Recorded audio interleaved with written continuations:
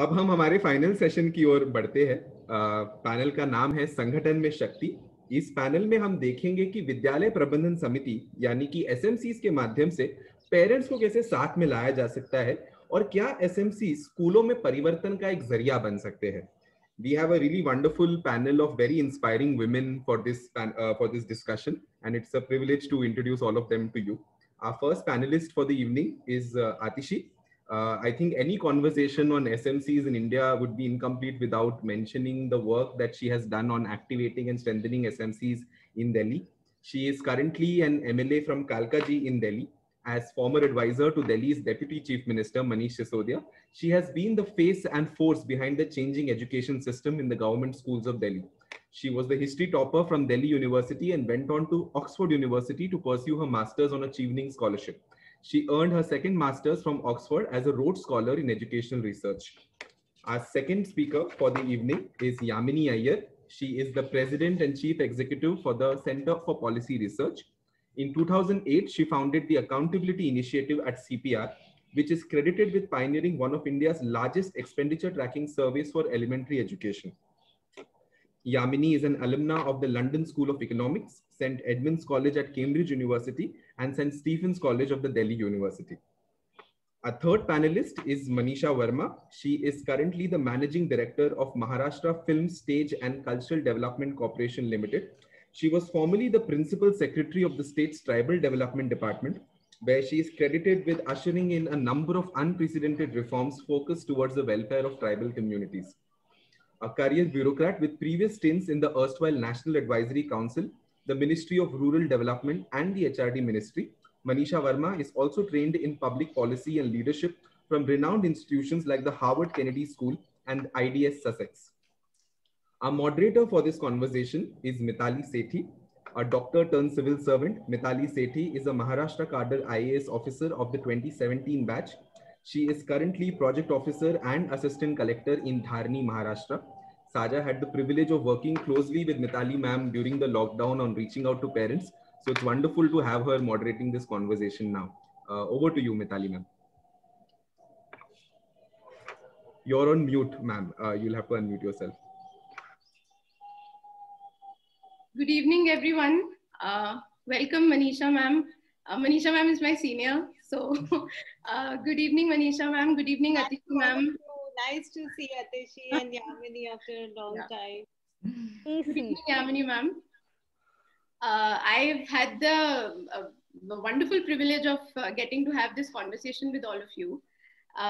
So we are going to speak about school management committees. That is the fundamental thing that we will be talking about in this session.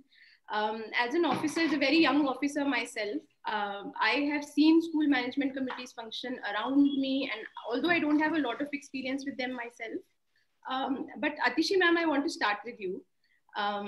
You know, Delhi has actually been a pioneer, a champion when it comes to building SMCs from the very ground.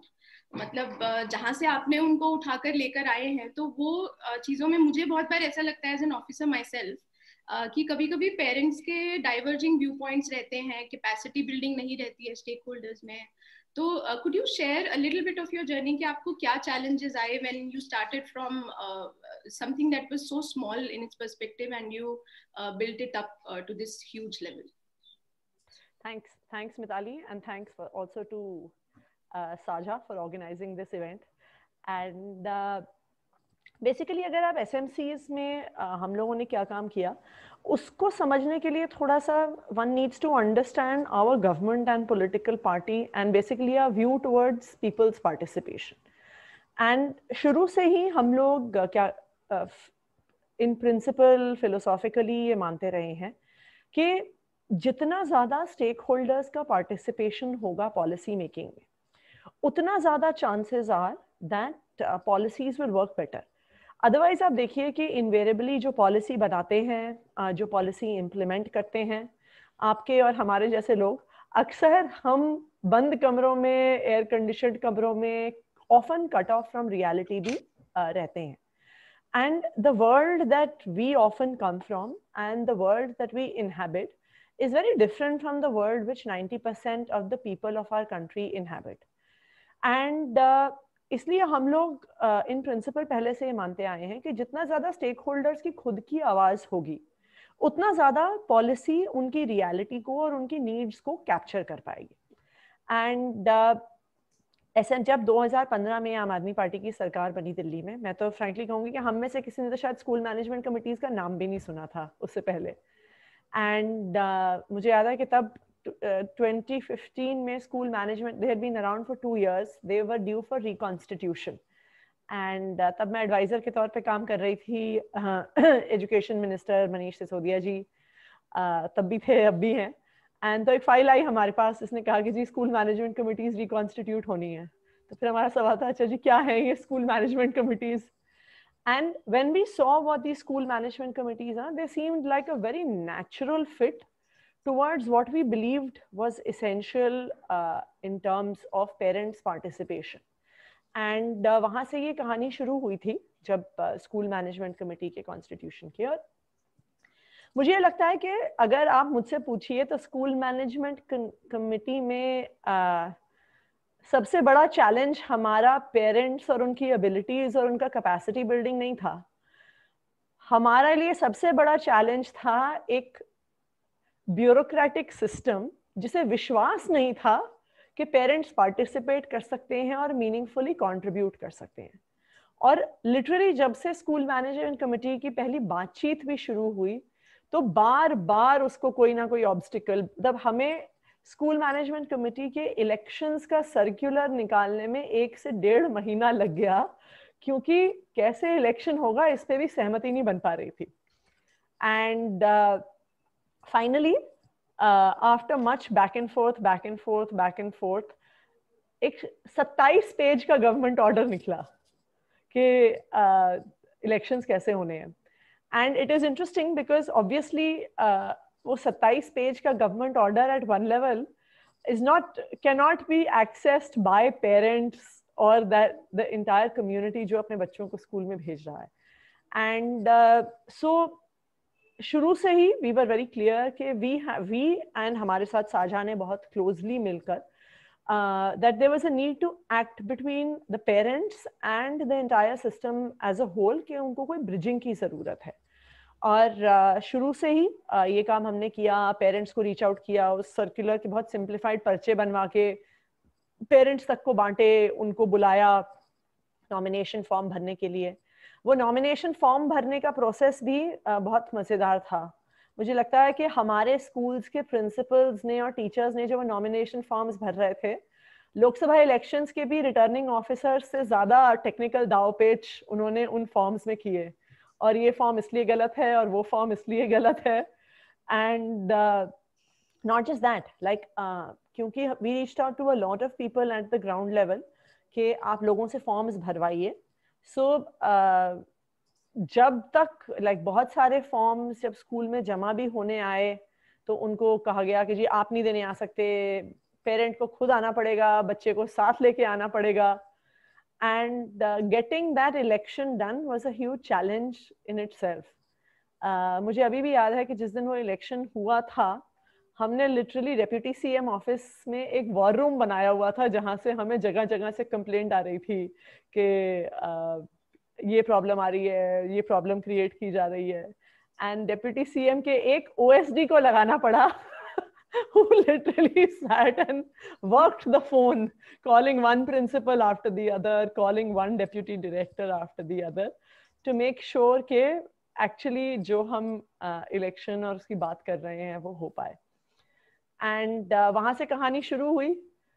उसके बाद challenges तो बहुत रहे। शुरू में SMC members को school के अंदर ही नहीं घुसने देते थे चौकीदार, एंड स्कूल के अंदर घुस जाएं तो स्कूल का राउंड नहीं लेने देते थे, ना टीचर्स ना principles. And I think the most important thing basically in all of that is the class divide. वो क्लास डिवाइड बहुत बड़ा था। अगर आप एक जो हमारे सारे स्कूल्स हैं दिल्ली सरकार के, वो सेकेंडरी स्कूल्स हैं, मोस्टली 6 to 12 के स्कूल्स हैं। एक सेकेंडरी स्कूल के प्रिंसिपल की तनख्वाह है तकरीबन 1 लाख रुपए महीना, और एक व्यक्ति जो अपने बच्चे को सरकारी स्कूल में भेज रहा है, हो सकता है वो कहीं पे डोमेस्टिक वर्कर हो सकता है कहीं पे ड्राइवर हो सकता है कोई रेडी लगाता हो, तो वो जो क्लास डिवाइड था, मुझे लगता है कि ये सबसे बड़ा चैलेंज था। और एक तरह से स्कूल के सिस्टम पे it almost they felt like as a challenge कि भाई ये लोग अंदर कैसे आ गए, और ये हमारे सामने। और बड़ी इंटरेस्टिंग चीज थी एक्चुअली, और ये साझा वालों ने शुरू में हमारे साथ शेयर भी किया था कि ये लोग शायद पहले एमसीडी के कुछ स्कूलों में काम करते थे। तो इन्होंने एक इंटरेस्टिंग चीज शेयर की थी कि अक्सर इन्होंने देखा था कि एमसीडी के स्कूलों में अगर एसएमसी की मीटिंग होती भी थी तो प्रिंसिपल कुर्सी पे बैठते थे और एसएमसी मेंबर जमीन पे बैठते थे अक्सर। अब क्योंकि ये पुश्ड बाय द गवर्नमेंट था, और एक बहुत अनयूजुअल सी ये भी सिचुएशन थी कि दिल्ली में 70 लेजिस्लेटिव असेंबलीज हैं, 67 out of those 70 were from one party, from the ruling party, जो a party that believed ideologically in people's participation. So an MLA is a member of the school management committee, और हमारे MLAs अक्सर जाते भी रहे school, और नहीं भी जाते थे तो MLA representatives एक बहुत जैसे एक व्यक्ति को नियुक्त कर दिया तो वो साल भर स्कूल जाता था, कोई MLA के ऑफिस से व्यक्ति। तो अब आप MLA के ऑफिस वाले व्यक्ति को तो फर्श पे नहीं बिठा सकते हो, तो जो MLA के ऑफिस से आया है उसको तो जिस कप में प्रिंसिपल को चाय मिल रही है उसी कप से उसको भी चाय मिलेगी। तो जब MLA के ऑफिस से आए हुए व्यक्ति को बोन चाइना के कप में चाय मिलेगी, इसलिए बाकी एसएमसी मेंबर्स को भी बोन चाइना के कप में चाय मिलेगी। एंड वहां मतलब it was a story of gradually shifting power dynamics. और अगर हम उस जर्नी को देखें तो ये जो जर्नी रही कि पहले from the point of time जहाँ पे फॉर्म नहीं एक्सेप्ट करना, घुसने नहीं देना स्कूल में, to now we are at a point कि अगर हम किसी भी स्कूल में जाते हैं, इनवेरिएबली अगर डिप्टी सीएम भी जाते हैं, मैं भी जाती हूँ, कोई भी जाता है, तो स्कूल इनवेरिएबली अब खुद एसएमसी को बुलाता है वहां पे। मैं अक्सर कई स्कूलों में गई हूँ, एनुअल डेज पे एसएमसी मेंबर स्टेज पे बैठते हैं, अवार्ड्स देते हैं, खुद फेलिसिटेट होते हैं। So it has been a long journey of how basically क्या था ये एक अगर आप स्कूल सिस्टम को देखिए तो ये ऑलमोस्ट ये अपने आप में क्या कहें एक गढ़ था of a certain kind of education की भी अपनी एक ब्यूरोक्रेसी है, एक अपना पावर डायनामिक है। एंड सो उस like how a new set of people entered that space, I would say उसकी पूरी कहानी है। इंटरेस्टिंगली शुरू के कुछ सालों में टीचर्स का बहुत विरोध रहा था एसएमसी के प्रति। And like I remember once some teachers saying कि भाई कभी भी आ जाते हैं, कभी भी स्कूल आ जाते हैं। बट शुरू के फेज में I would also say that SMC members ने जो एक डिसफंक्शनल स्कूल सिस्टम था उसको ठीक करने में बहुत एक इम्पॉर्टेंट रोल निभाया। इसलिए क्योंकि while we had a government that was committed to education reform, while you had a budget that was 25% of which was allocated to education, while you had a minister who would regularly go into schools and like a whole team that was working on policy, जो day-to-day monitoring and accountability which is needed at the school level, whether that system is functioning or not functioning, that is something which could not have been managed without almost this ground level army, I would call it, of people जो एक एक करके अपना झंडा गाड़ के उस school में बैठ गए। एंड जी टीचर टाइम पे क्यों नहीं आ रहे, बच्चे टाइम पे क्यों नहीं आ रहे, बच्चे स्कूल की दीवार टाप के क्यों भाग जाते हैं, आज टॉयलेट क्यों नहीं साफ हुआ, नलके में पानी क्यों नहीं आ रहा। And that level of involvement, हमारे भी बहुत पीछे पड़ते थे हमारे एसएमसी मेंबर्स। वो मेरे ऑफिस आ जाते थे, वो अपने एमएलए के ऑफिस पहुंच जाते थे, वो एजुकेशन मिनिस्टर के ऑफिस पहुंच जाते थे कि जी अभी तक डेस्क नहीं आए, हमारे स्कूल में 4 टीचर नहीं है, हमारे whatever.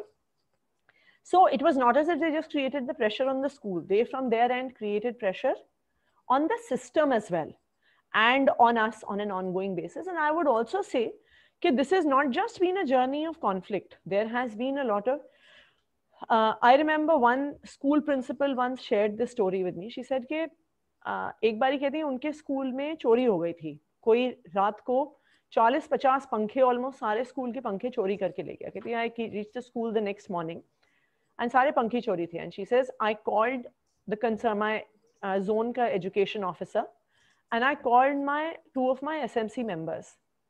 She says हमारे एजुकेशन विभाग से कोई नहीं आया, कहते लेकिन हमारे एक एसएमसी मेंबर को कॉल करने पे 4-5 एसएमसी मेंबर आए, मेरे साथ पुलिस स्टेशन गए, एफआईआर लिखवाई, पुलिस जब तक आई, पूरा एग्जामिनेशन करके गई, वो सारे एसएमसी मेंबर्स मेरे साथ खड़े रहे। शी सेज मुझे जिंदगी में पहली बार ऐसा कहते हैं, मुझे इतना सपोर्ट कभी एजुकेशन डिपार्टमेंट से नहीं मिला जितना अपने एसएमसी मेंबर्स से मिला। So it's not just a story of conflict. In fact interestingly एक और इंटरेस्टिंग स्टोरी भी थी कि किसी एक स्कूल में 11वीं 12वीं में इकोनॉमिक्स टीचर नहीं था एंड बच्चों के बोर्ड एग्जाम आ रहे थे। सो जो हमारे एसएमसी के सोशल वर्कर थे, he reached out to someone he knew, and they managed to get one teacher from Delhi University to come and teach free of cost in a voluntary manner, to come and take a few classes a week for the students who did not have a teacher. So I would say we have had a long journey so far. Sounds like a revolution. Thank you, Atishi ma'am. I mean, I feel like it's so important to have the right normative ideological position. I mean, I think half of the journey that you did was probably just that. Manisha ma'am, if I can take you on board, आपका experience has been with residential schools, ashram sharas, and there were so many ashram sharas that you were governing. And जितना मेरा और आपका काम भी साथ में रहा है, I've seen you, I've seen the tribal development department under you कि आपने SMCs का financial empowerment and through Saja, I know that Saja has also worked a lot in the area. And the leadership that kind of flew from the tribal development department was also very participatory, and like Atishi ma'am said that we wanted to take parents into the fold. Could you tell us more about what were your peculiar challenges in residential schools in the tribal ashram sharas, and how did you overcome them? Ma'am, your mic is on mute. Thank you for having me on this panel along with Atishi ji and Yamini, and on this very important topic. I have moved from the tribal department, but happy to share my experiences. Of course, there is a power dynamics even in rural and remote areas. The tribal department that I was heading that time had the responsibility of managing almost 521 schools at that time, close to 3 lakh students. And then we had another 500 grant and aid schools. But I would confine my experience sharing to the government managed schools only. And the biggest challenge, of course, in a residential school is that we couldn't copy paste the GR government resolutions of the government Zilla Parishad schools. Our schools are scattered in remote areas. They are first generation learners. Connectivity is very less. And we have a peculiar problem that the students who are admitted in our residential schools are not local children. So they are actually children from far off villages. And the parents are either doing agriculture, labor or something. So it's not like a city typical metro setup where you give a call on a mobile and parents can be mobilized. So the challenges of communication, of mobilization, of capacity building were of a very, very different order. And therefore, we took out a very thoughtfully crafted policy, which was a GR we issued in December 2018, which actually we looked at the issues of what is it that we are wanting support of SMCs on. And of course, apart from the community engagement, we wanted that we could decentralize school management in concrete terms, in terms of conducting repairs, improving water sanitation, improving security, even dignified, kind of learning environment for the students. And therefore, we did a huge financial devolution of powers. We actually, in fact, at that time, my team was also very skeptical. I increased the powers of SMC to 5 lakh per school. And that was like, a huge kind of thing, just giving, because earlier the HMs were even running to the field officers, POs even for sanctioning and counter signing of electricity and water bills, which were given by the government department. So giving complete devolution of utilization of huge lakhs of rupees. And this was, mind you, a reimbursable amount, that it was a rolling fund, that if you would expend that, then we would, give additional budgetary thing according to the school management plan.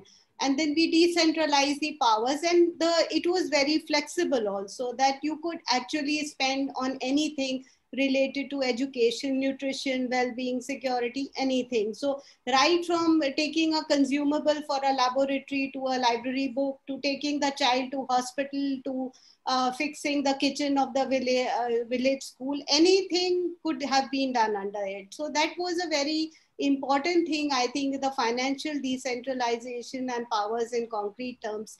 But this doesn't happen on its own. You have to do a lot of capacity building, build the trust, because the people are not trained at the local level, even the HMs and all in the accounting procedures. And also we very simplified the formats, absolutely.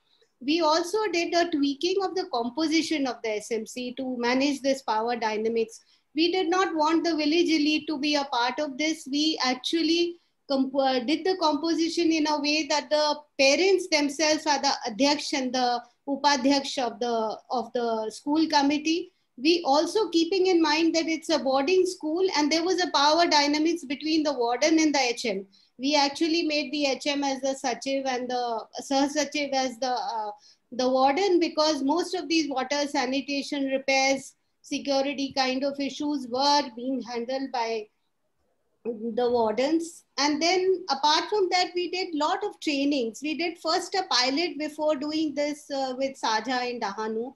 And we wanted to see what is the impact of utilization of funds. Otherwise, funds were just being parked, and if they are not properly utilized for the purpose. So with that pilot project, we actually saw over a 4 months time with a systematic capacity building, the utilization went in that project area from 17 to 70% over a period of 4 months. And we did a kind of a, evaluation of it before scaling it across other ashram schools and projects. So I would say that it was a combination of a crafting of a policy which was sensitive to the needs. Yeah, another important thing, I mean, we had to even take care how will the parents, poor parents, travel for SMCs.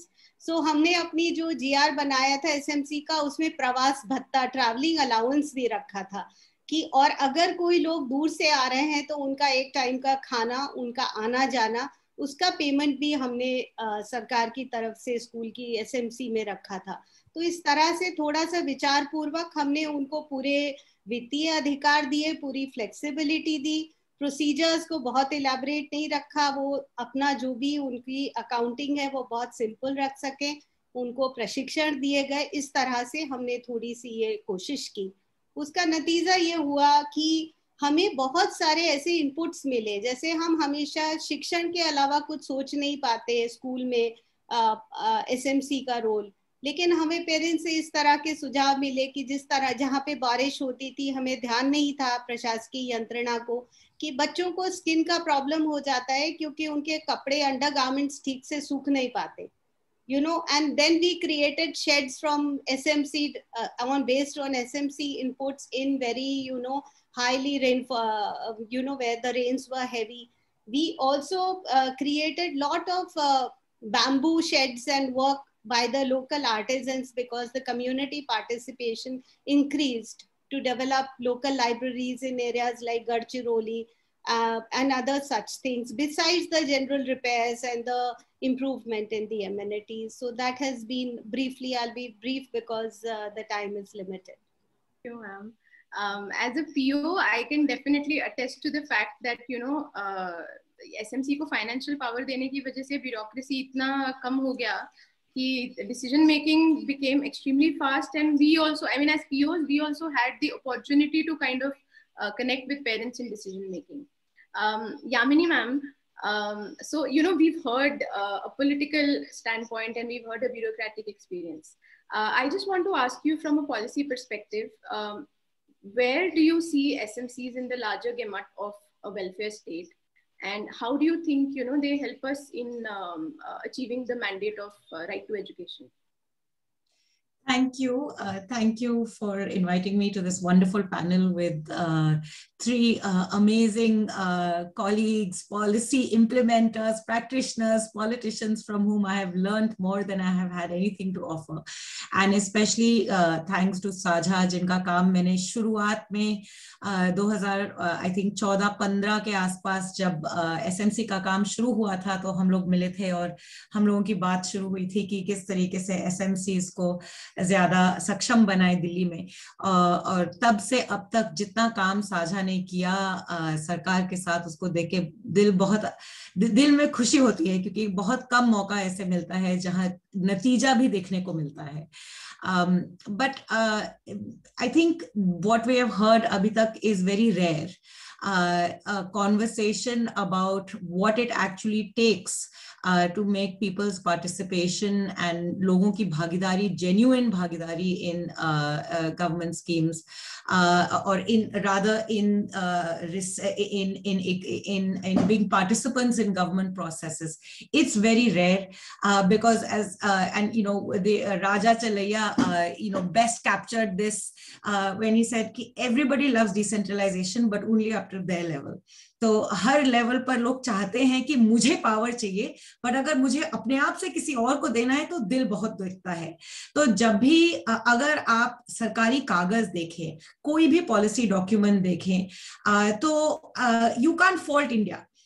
It almost looks as though कि भारत सरकार चाहे वो दिल्ली में बैठा है, मतलब आतिशी वाली दिल्ली सरकार नहीं, नेशनल सरकार, फिर आतिशी वाली सरकार, महाराष्ट्र में जो सरकार बैठी है, या फिर डिस्ट्रिक्ट के लेवल पर जो सरकार बैठी है, अगर हम उनके सारे पॉलिसीज को देखें तो ऐसे लगता है जैसे सरकार ने अपने दरवाजे खोल दिए वोटर के लिए, भागीदारी के लिए. सोशल ऑडिट भी होगा, ग्राम सभा भी होगी, विलेज वाटर सैनिटेशन कमेटी बनेगी, हेल्थ कमेटियां हैं, पंचायतें हैं, स्कूल कमेटियां हैं, और कमिटीज की जितनी कागजी पावर्स हैं उनको देख के तो ऐसे लगता है कि एक बहुत ही जेन्युइन फंक्शनल सब्सटैंटिव डेमोक्रेसी है.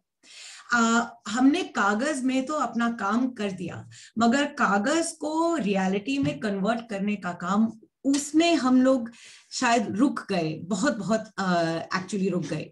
हमें खुद फर्स्ट हैंड ये पता लगा, क्योंकि जब एक्चुअली 10-15 साल पहले मैंने SMCs पर काम करना शुरू किया था, तो उस समय पार्टिसिपेटरी डेवलपमेंट की बहुत चर्चा होती थी, और कागजों में, रिसर्च पेपर्स में, मैं कुछ साल वर्ल्ड बैंक में भी थी, बहुत उसके बारे में बातचीत होती है. Stakeholder participation, beneficiary participation, school committees, village committees, और ये सब बातें, इन सब बातों को लेकर हमारी पॉलिसीज बनी थी. तो हमने सोचा कि ये जो कन्वर्जन है ग्राउंड लेवल पर, वो उस कन्वर्जन के लिए the missing link are people's awareness, कि जब लोगों को समझ में आएगा कि सरकार ने उनको ये पावर दी है, तो लोग ऑटोमेटिकली मोबिलाइज होकर संगठन बनाएंगे, सरकार से सवाल पूछेंगे और सच में जवाबदेही होगी. ये हमारी बहुत बुकिश और बहुत यंग सोच थी, और हम उसी के पीछे गांव में गए. प्रथम के साथ हमने काम शुरू किया था. ये हमने कुछ एक्सपेरिमेंटेशन करने की कोशिश की थी कि school mobilisation, school management committee को, उस टाइम उनको पालक शिक्षक संघ, पेरेंट टीचर एसोसिएशन कहा जाता था, ये राइट टू एजुकेशन के जस्ट 1-8 साल पहले था, उनको हम लोग मोबिलाइज करेंगे. हम लोग यंग थे तो हमने सोचा हम में बहुत पावर है दुनिया बदलने की. अब बुढ़ापा आ गया तो सोच थोड़ी बदल गई है, बट और हमें लगा ये काम बड़ा आसान है. स्कूल में जाएंगे, रजिस्टर में लोगों का इनाम लेंगे, घर घर जाएंगे, उनको एक्टिवेट करेंगे, बताएंगे कि पावर क्या है उनके हाथ में, सरकार ने उनको क्या दिया है, बचा सिर्फ उनका काम, ड्यूटी उनकी है, सरकार ने राइट आपको दे दी है. पहुंचे वहां पे तो ऑब्वियसली पता लगा कि ये कुछ इतना आसान नहीं है, बट कुछ गांवों में मोबिलाइजेशन का काम करते करते हम लोगों ने भी कुछ सीखा, हल्का पुल्का सक्सेसफुल हुए. एक आध पालक शिक्षक संघ मोबिलाइज हुए, तैयार हुए, मीटिंग्स करने आए. सवाल उन्होंने हमसे पूछा, चलिए जी मीटिंग के लिए तो हम पहुंच गए, अब आप बताइए हमें करना क्या है. हम वहां पे थोड़ा झुझक गए कि अबे करना क्या है। बट हमने ऑफ कोर्स, क्योंकि अच्छे स्टूडेंट हैं, स्कूल और कॉलेज में मार्क्स अच्छे लाए, अच्छी अच्छी यूनिवर्सिटी में पढ़ाई की, तो किताबें तो खूब पढ़ी थी। तो हमें ये भी मालूम था कि पार्टिसिपेटरी प्लानिंग नाम की एक चीज है, और डेवलपमेंट स्टडीज में खूब हमने पढ़ा था कि पार्टिसिपेटरी रूरल अप्रेजल्स, उसी से दुनिया बदलती है। तो हमने मिलजुल कर कहा पालक शिक्षक संघ को, जहां हमारी मीटिंग्स हो रही थी, कि क्यों ना हम स्कूल डेवलपमेंट प्लान एक बनाएंगे। बात सबको अच्छी लगी, बट प्लान बनाने के लिए बजट भी होना चाहिए, क्योंकि सवाल आया कि हमें काफी कुछ करना है अपने स्कूल में, तो आप बताइए पैसा कितना है।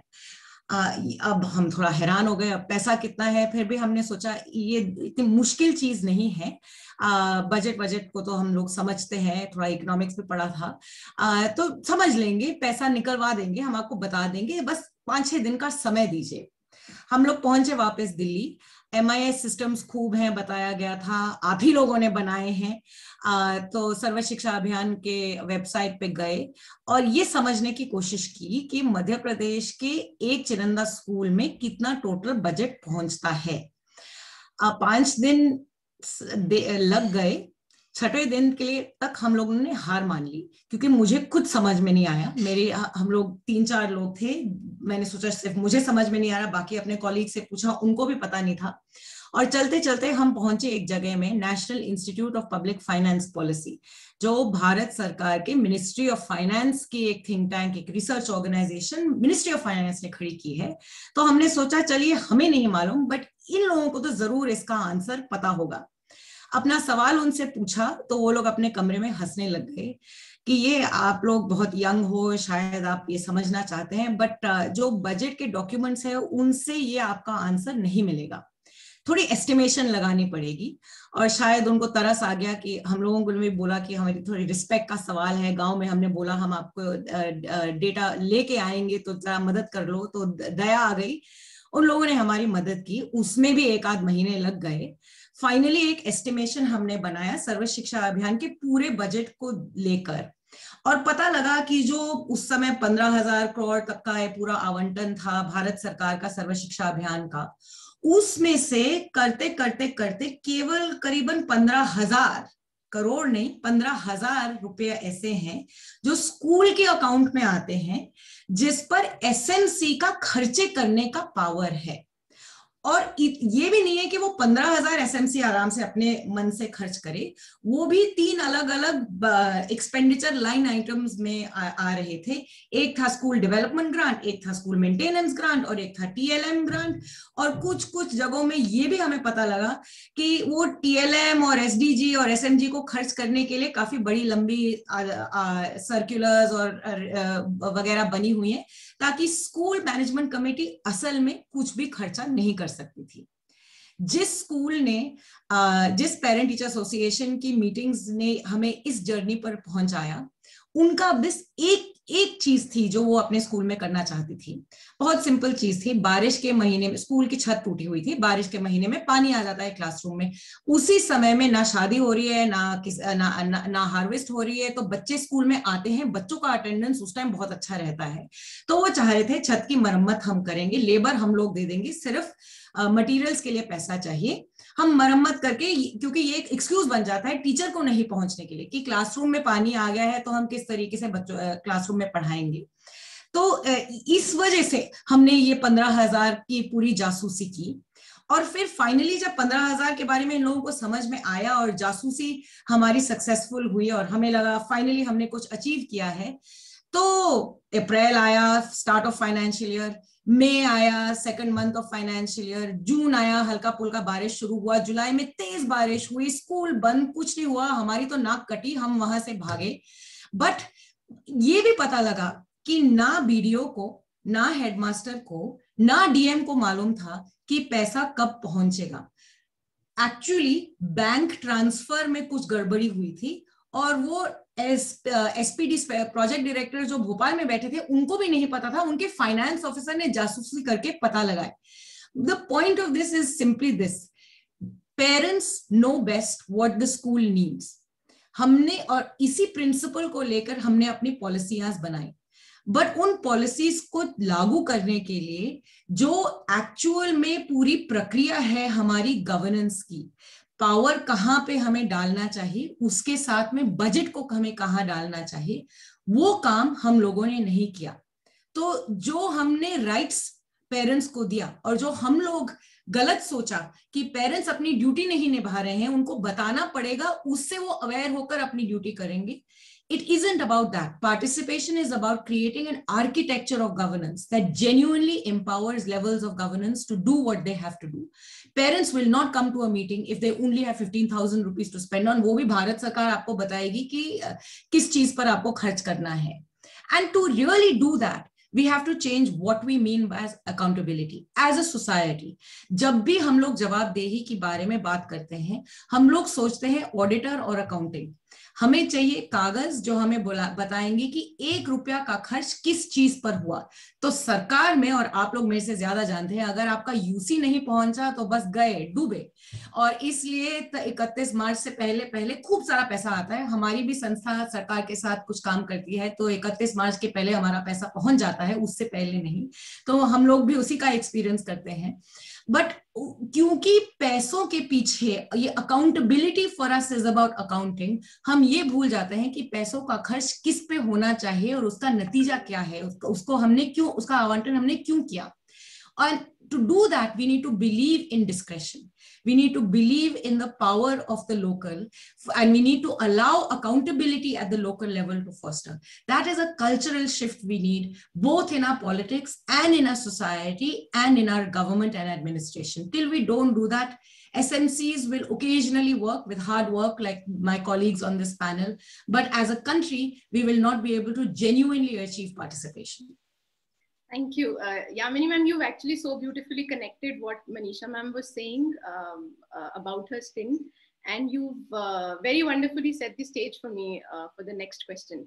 Atishi ma'am, so, you know, how far does your vision take you? And, you know, I want to ask this to you बहुत ही सरकारी और like political perspective से, because, you know, I mean, it gives me so much hope to have somebody like you in politics.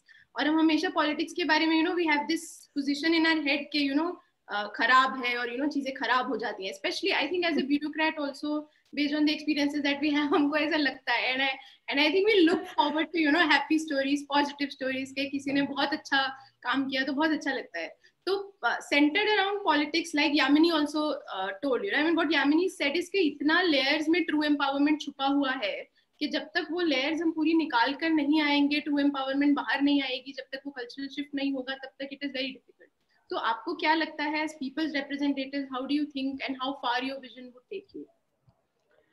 देखिए, मैं मतलब यामिनी जो कहानी बता रही हैं, इसके कई, I am sure she has some very interesting stories like this about the work they have done in Delhi government also. And आप ये कह रही थी कि आप पॉलिटिशियंस को शक की निगाह से देखते हैं, तो हमारा भी यही रुख ब्यूरोक्रेट्स की टुवर्ड्स है. मैं क्योंकि इसीलिए मैं बड़ा सोच के भी बोल रही थी अपने पहले आप प्लीज खुले दिल से बोलिए मैम. नहीं, but having said that, of course I don't want to paint all bureaucrats with the same brush. The problem basically is not with bureaucrats, the problem is with bureaucracy. The problem is that in the bureaucratic system there is मतलब उस system में कोई accountability built in नहीं है. So for a bureaucrat, once देखिए क्या है, कोई भी चीज कैसे ड्रिवन होती है, एक कॉर्पोरेट एम्प्लॉय कैसे वर्क करता है, by wanting to be the CEO of their company. A school teacher might want to be a principal, might want to be a deputy director, an IAS officer wants to be the cabinet secretary, but there is, आपने जनता को deliver किया कि नहीं किया, ये दोनों चीजें जुड़ी नहीं हुई हैं हमारे ब्यूरोक्रेटिक सिस्टम में. That is the core of the problem that Yamini was elucidating. वो 15,000 रुपए चाहे पहुंचे या ना पहुंचे, जो एसपीडी है, जो प्रोबेबली एक आईएएस ऑफिसर है, डायरेक्टर, एडिशनल डायरेक्टर रैंक का वहां पे, probably an additional director of the department of education, whether that 15,000 rupees, even that small amount, reaches the school or not, the SMC is able to spend or not, वो छत बनी के नहीं बनी, उससे डायरेक्टर साहब का सेक्रेटरी साहब बनना बिल्कुल जुड़ा नहीं हुआ है, वो फिर भी सेक्रेटरी बनेंगे, और हो सकता है कि वो उसके आगे गवर्नमेंट ऑफ इंडिया में भी सेक्रेटरी बनेंगे, लेकिन हो सकता है वो छत फिर भी ना रिपेयर हुई हो. So this lack of accountability is in the very nature of our system. And दूसरा, अगर आप ये देखिए कि if you were to look at, like, so this is the bureaucracy, and my problem is not just with the bureaucracy, if you overall look at the political system also, why are politicians, like, why do you say कि हम politicians को वैसे देखते हैं? क्यों? क्योंकि politicians के पास भी deliver करने का कोई incentive नहीं होता. एक politician को generally लगता है कि भाई election के में जिसके पास जितना ज्यादा पैसा हो वो election जीत जाएगा. तो जिस दिन से हम इलेक्शन जीत के आते हैं, हम हर तरह से सही गलत तरीके से पैसे इकट्ठे करते हैं कि हम अगली इलेक्शन में खर्च कर सकें. ये एक पॉलिटिशियन का माइंडसेट जनरली होता है. सो पॉलिटिशियन आल्सो डजंट थिंक कि भाई जब तक मेरा पीपल्स पार्टिसिपेशन नहीं होगा, जब तक लर्निंग लेवल्स इंप्रूव नहीं होंगे, जब तक टेक्स्ट बुक्स की क्वालिटी इंप्रूव नहीं होगी, जब तक हर बच्चे को पढ़ना नहीं आएगा, उसका एक पॉलिटिशियन के लिए भी कोई इंसेंटिव नहीं है, right? So politician also therefore does not pay attention to resolving all of these issues. So the problem in our system is at the political level, at the bureaucratic level also, a lack of accountability towards the public. मैं ऐसा मानती हूँ कि bureaucracy और politician में लेकिन एक fundamental difference है. Fundamental difference ये है कि a politician has public accountability once in 5 years. कि उन्हें जनता के पास जाना ही जाना है कि भाई अगर आपको हमारा काम सही लगा तो आप हमें फिर से वोट दो. तो मुझे लगता है कि हमारे पास, and I am here not necessarily speaking as a politician, I think हमारे पास पॉलिटिशियंस के लिए एक लीवर ऑफ चेंज है कि अगर जो लोग जिनकी छत नहीं बनी, उनके बच्चे अगर स्कूल में उसमें भीग रहे हैं, मैं ये मानती हूँ कि शायद उनका लीवर ऑफ चेंज फिर जरूरी नहीं है कि एसएमसी है, फिर उनका लीवर ऑफ चेंज उनका वोट है. कि भाई अगर हम as if like the way Yamini and her team went to that particular level, if the politician, if अगर हम जनता लोगों को इतना अवेयर कर सकें कि वो कम से कम अपने पॉलिटिशियन से ये सवाल तो पूछें कि भाई स्कूल की छत कब बनवाओगे, और हम तब तक तुम्हें वोट नहीं देंगे अगली बार जब तक स्कूल की छत नहीं बन जाती, बच्चों के पास किताबें नहीं आ जाती, उनकी यूनिफॉर्म टाइम से नहीं आ जाती. If people are able to create that pressure, क्योंकि उस पॉलिटिशियन को फिर से री-इलेक्ट होना है, वो किताबें भी दिलवाएगा, वो छत भी रिपेयर करवाएगा, वो मेक श्योर करेगा कि यूनिफॉर्म टाइम से पहुंचे. And I think it is what one needs to understand is where the agency lies. And I think that ये जब हम पार्टिसिपेशन की बात कर रहे हैं, ये एजेंसी हमें एज सिटीजन्स भी क्रिएट करने की जरूरत है ज्यादा से ज्यादा. एंड आई पर्सनली बिलीव कि अगर हम देखें कि जो हमारा काम पिछले 5-6 साल में रहा है, it has not just been to improve schools कि भाई हमने चलो स्कूल अच्छे कर दिए, it has also been to take the communication about improvement of schools to the public. कि ये चलिए आज यहाँ पे आम आदमी पार्टी की सरकार है, जरूरी नहीं है हमेशा रहेगी और ऐसा नहीं, पर अगर लोगों की ये एक्सपेक्टेशन बन जाए भाई भाई इतना तो स्कूल ठीक होना ही चाहिए, इतना तो हॉस्पिटल ठीक होना ही चाहिए, then that gets, it's, you see, democracy is like the market, right? There is competition. So just like for example, अगर नया जो फोन का मॉडल आता है, एक कंपनी अगर 48 मेगापिक्सल कैमरा देती है तो उसी प्राइस रेंज में अगली कंपनी को भी 48 मेगापिक्सल देना पड़ेगा. And politics is also like that. अगर एक पार्टी एक जगह पे डिलीवर करने लग जाती है, फ्री में जो सरकारी स्कूल है वहां के बच्चे जब आईआईटी में एडमिशन लेते हैं, प्राइवेट स्कूलों से अच्छे रिजल्ट लेके आते हैं, तो धीरे धीरे सब कहने लगेंगे कि जी हमारे भी स्कूल ऐसे होने चाहिए. And I think that really, अगर हम पीपल्स एजेंसी उसको देख रहे हैं, that is the demand that we need to get citizens to create. मुझे कई बार लगता है कि हम even often as non profit, जैसे मैंने उस सेगमेंट में भी काफी काम किया है, हम लोग ना सप्लाई साइड प्रोवाइड करते रहते हैं स्कूलों को, एजुकेशन सिस्टम को, लोगों को, चाहे उनको चाहिए कि नहीं चाहिए, हम सप्लाई साइड प्रोवाइड करते रहते हैं. आई पर्सनली फील कि जितना हम लोगों में डिमांड क्रिएट करेंगे, खुद ब खुद the system will begin to deliver, because after all politicians or whoever even runs, they are not fools, right? अगर वो इलेक्शन लड़ सकते हैं, जीत सकते हैं, इतना कुछ कर सकते हैं, तो वो स्कूल भी ठीक कर सकते हैं, वो अस्पताल भी ठीक कर सकते हैं, वो सब लाइक वो कर सकते हैं. Just that demand has to be there from the citizens, and I think that is an important piece. स्कूलों में स्पेसिफिकली अगर आप मुझसे पूछिए हाउ डू वी फील कि इसका पेनिट्रेशन और हम कैसे कर सकते हैं लोगों में, तो हमने अभी एक नया प्रयोग शुरू किया है over the last couple of months. Is that SMC में भी फाइनली 12 मेंबर्स होते हैं, parent members. And so now what we are trying to do is to try and reach out to every parent member, every parent of the school. और उसके लिए हम SMC के साथ साथ एक और volunteer cadre whom we are calling school मित्र, जो एक तरह से SMC के साथ जुड़ के काम करेंगे, जहाँ पे हर SMC मेंबर या स्कूल मित्र को जिम्मेदारी दी जाएगी कि 50 पेरेंट्स, 40-50 पेरेंट्स का उनको एक वो दे दिया जाएगा कि भाई इन लोगों से आपके इलाके में जो ये लोग रहते हैं, स्कूल के बीच में और पेरेंट के बीच में इन 50 लोगों के लिए लिंक बनना अब आपकी जिम्मेदारी है. And so then that SMC member और दैट स्कूल मित्र becomes the voice of that parent in the school, कि वो फिर उनके थ्रू कॉन्स्टेंटली अपनी बात भी पहुंचा सके और स्कूल भी क्या क्या कर रहा है एक्चुअली उनके बच्चों की एजुकेशन को इम्प्रूव करने के लिए, उसका भी मैसेज पहुंचा सके. बिकॉज अंटिल देखिए फाइनली जैसे मतलब what is the promise of our constitution? The promise of our constitution is that everyone will have a voice. That vote is everybody's voice. So finally the goal is to make sure that we create systems whereby the voice of every citizen can be heard. और वो फिर अगर हम उसे governance में लेके आना है, तो मैं तो यामिनी की बात से सहमत हूँ. मतलब देखिए कम्युनिटी पार्टिसिपेशन पे या किसी भी चीज पे, एजुकेशन रिफॉर्म पे, हेल्थ रिफॉर्म पे बात करने में बड़ा मजा आता है, पर the actual doing of it is highly unglamorous and it involves all of this. Atishi ma'am, that actually reminds me of Saja ka jo project abhi pandemic mein chala tha, in fact when schools and I want to ask Manisha ma'am this ki पूरे pandemic में, I mean आश्रम शाला में especially residential schools were closed, बहुत ज़्यादा समय तक schools बंद थे.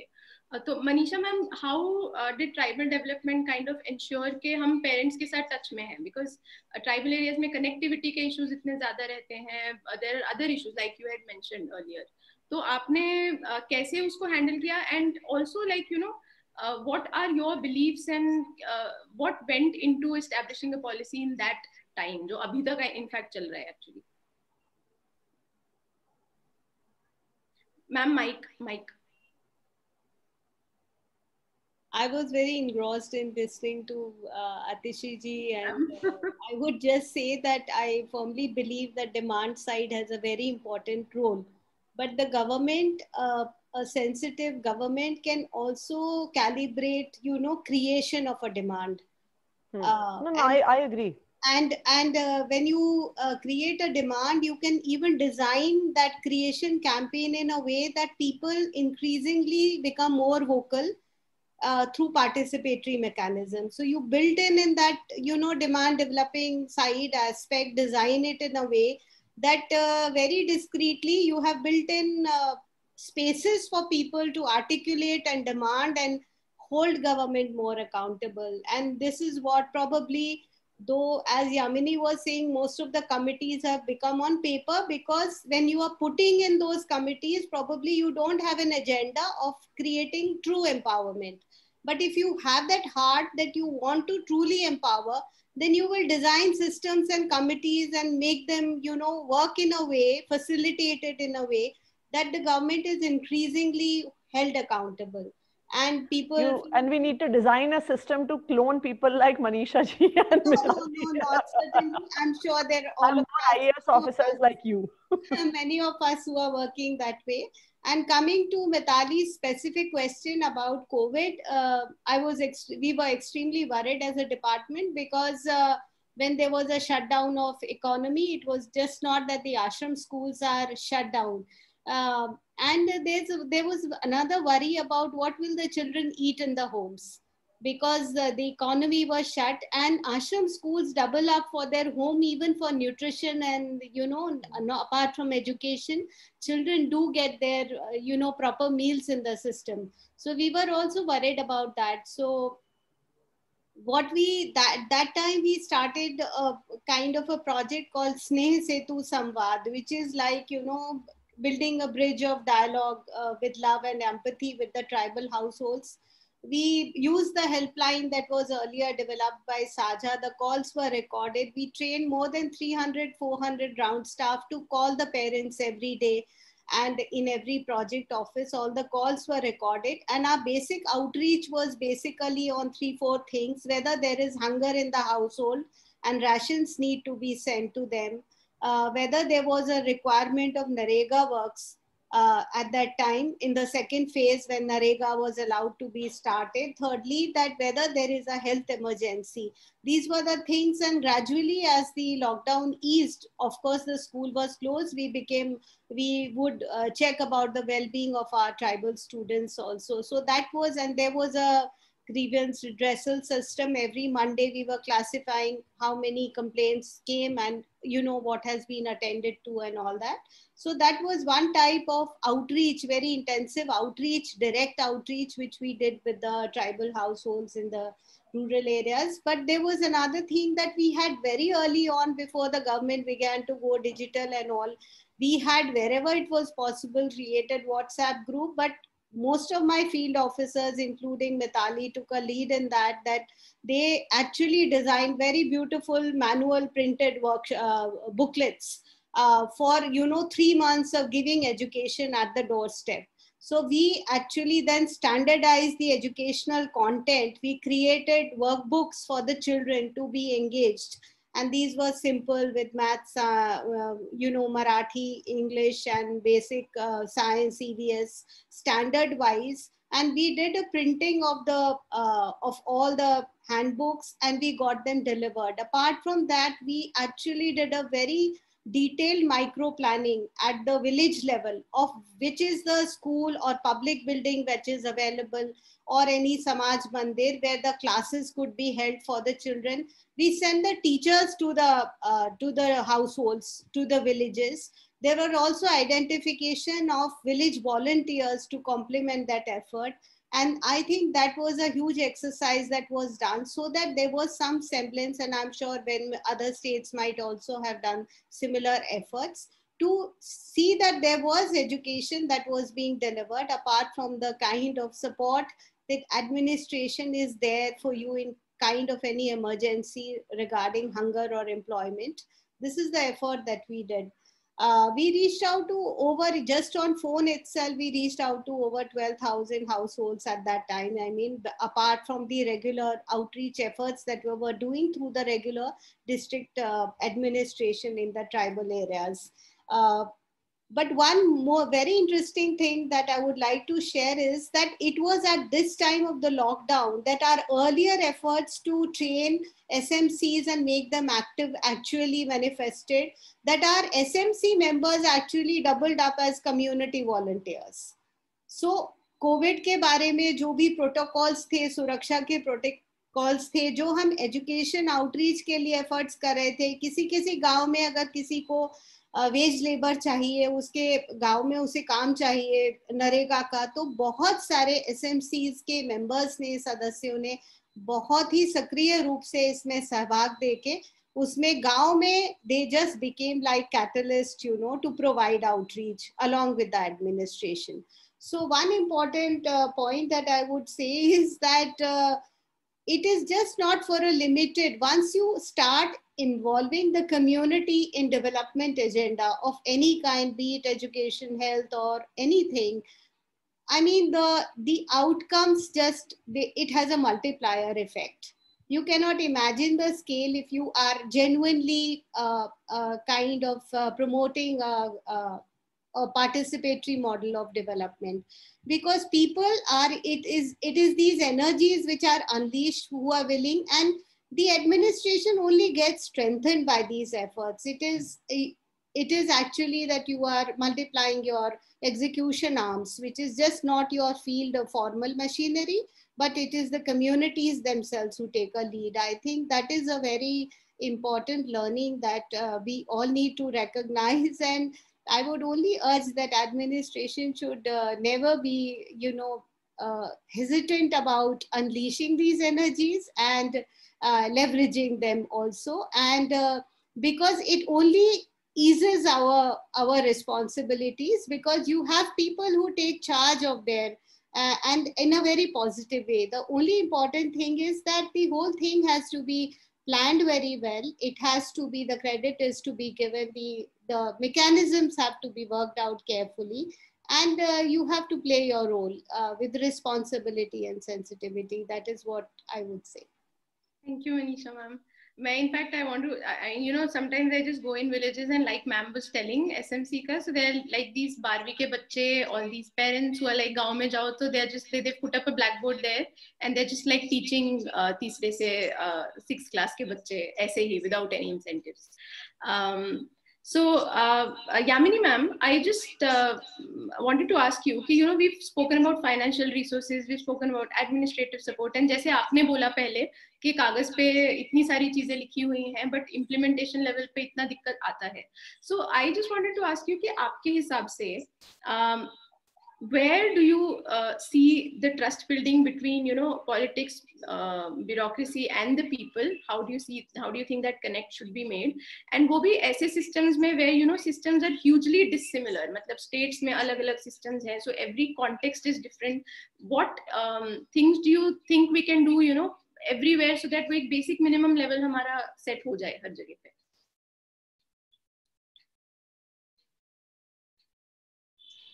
दो चीजें, पहले तो अभी कोविड के माहौल में एक हमारे पास एक बहुत बड़ा मौका है, क्योंकि एक जैसे मनीषा जी बता रही थी, एक लेवल पर ऐसे लगता है जैसे सरकार बिल्कुल हमारे घर में पहुंच गई इन अ वे, जो कभी पहले नहीं था. हम लोग जो अपने एलीट घर में बैठे हुए थे दिल्ली में, हम लोगों को भी देखना पड़ रहा था कि सरकार हमारे बारे में अब क्या कह रही है, हम घर के बाहर कब जा सकते हैं, किस समय में जा सकते हैं, गाड़ी में कितने लोग बैठ सकते हैं. हर सरकारी आदेश को बहुत गहराई में हमने देखा.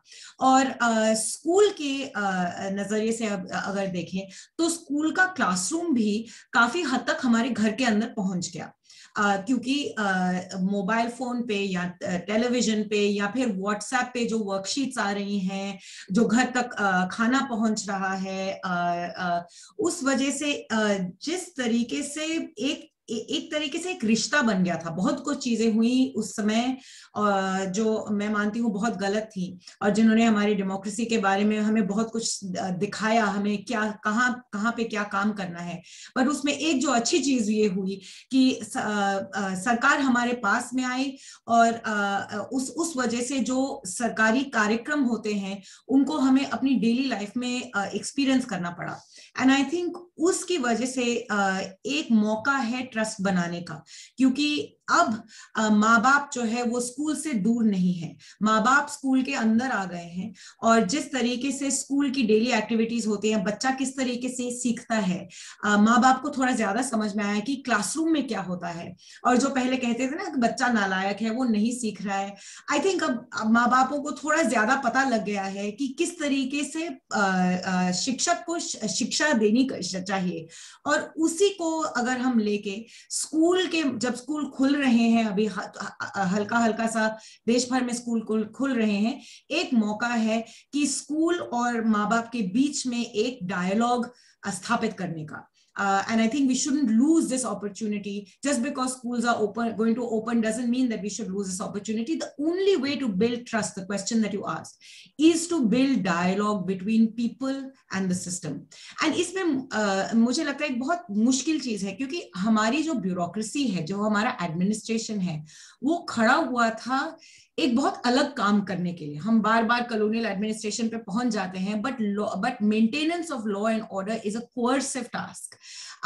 जो हमारी डेवलपमेंटल नीड्स हैं, That requires all bureaucrats to suddenly become participate, to have dialogues, to engage in discussion. मुझे पता है अपनी छोटी सी संस्था में जहाँ 100 लोग आते हैं, एक मीटिंग में एक निर्णय लेने के लिए इतना हमें काम करना पड़ता है कि कभी कभी मन लगता है ये डेमोक्रेसी छोड़ दो, मैं ही डिसीजन ले लूं, अपना काम आगे बढ़ेगा.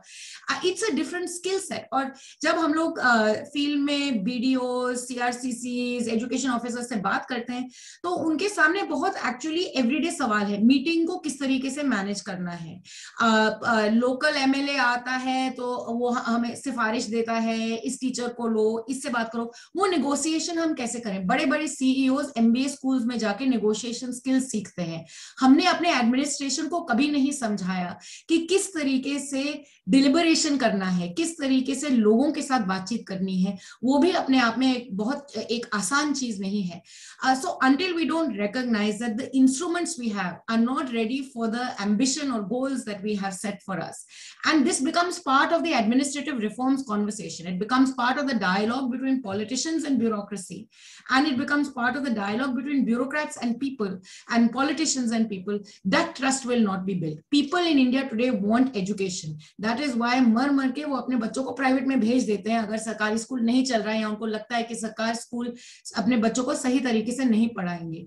हमें ट्रस्ट बनाना पड़ेगा. And it's not just about education, health. हमारी सरकारों ने लॉकडाउन क्यों किया, नोइंग फुल्ली वेल कि इतनी गरीबी है इस देश में, इकोनॉमी का बटन आप बंद कर दोगे तो पूरा तो लोगों को बहुत परेशानी होगी. हमने इसलिए एक लेवल पर बंद किया क्योंकि हमें यकीन नहीं था कि हमारी पब्लिक हेल्थ सिस्टम में ताकत है एक बड़े पैंडेमिक को झेलने के लिए. हमने इसलिए बंद किया. अगर हमने उसी सिस्टम में इन्वेस्ट किया और अगर हमने लोगों में ट्रस्ट बिल्ड किया कि सिस्टम तैयार है और कुछ भी करेगी आपके लिए, हमें यहाँ तक पहुंचने की जरूरत नहीं थी. हम पहुंच गए, इससे हमें सीखना जरूरी है. Thank you, Yamini ma'am. We've crossed our time. But seeing all of you together, it's been so informative for me. I mean, as a young officer, it's just, I'm so happy that, we have Manisha ma'am, Atishi ma'am, Yamini ma'am with us. And thank you so much for a great learning experience.